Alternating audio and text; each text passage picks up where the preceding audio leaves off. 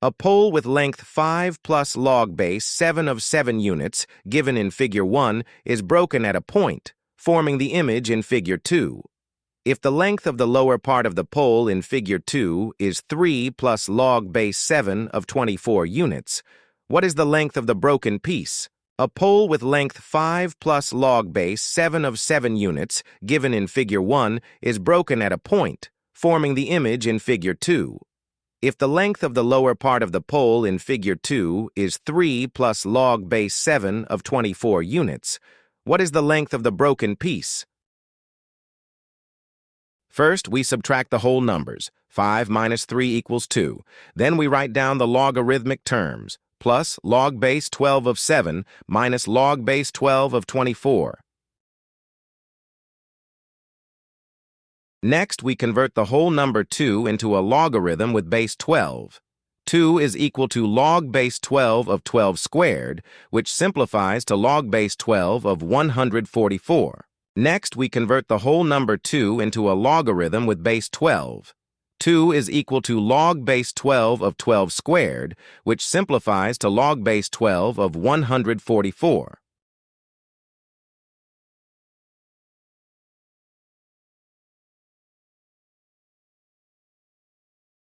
Think you're good at geometry? Let's solve this challenging puzzle together. The rectangles, whose dimensions are given as log 2, log 3, and log 8 units, are placed inside a square along its edges without overlapping, as shown in the figure. Based on this, find the value of y. First, let's define our variables. Let a equal log 2 and b equal log 3.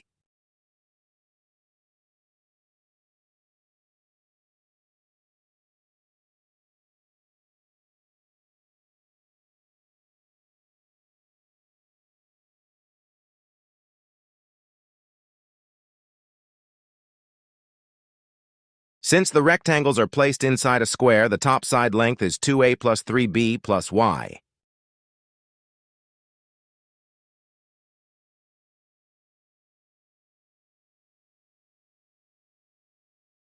The left side length is 4b plus 3a plus log 8.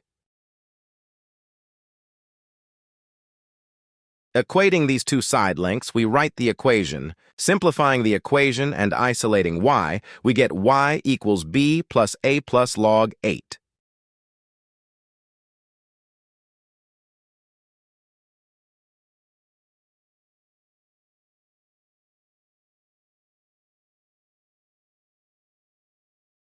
Substituting the values of a and b back in, we get log 3 plus log 2 plus log 8 equals y. Using logarithm properties, this combines into log of 3 times 2 times 8, which gives log 48 equals y.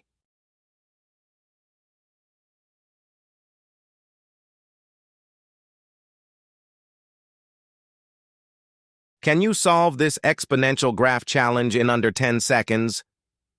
The graph of the exponential function, defined for all real numbers as f of x equals open parenthesis 1 over n close parenthesis to the power of x, is given in the rectangular coordinate plane below.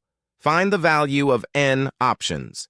A, 1 over 4, b, 1 over 2, c, 2, d, 4, e, 8. First, we write down the function. F of x equals open parenthesis 1 over n close parenthesis to the power of x. From the graph, we identify the point where x equals 3 and y equals 64, so f of 3 equals 64. Substituting x equals 3 into our function gives open parenthesis 1 over n close parenthesis to the power of 3 equals 64.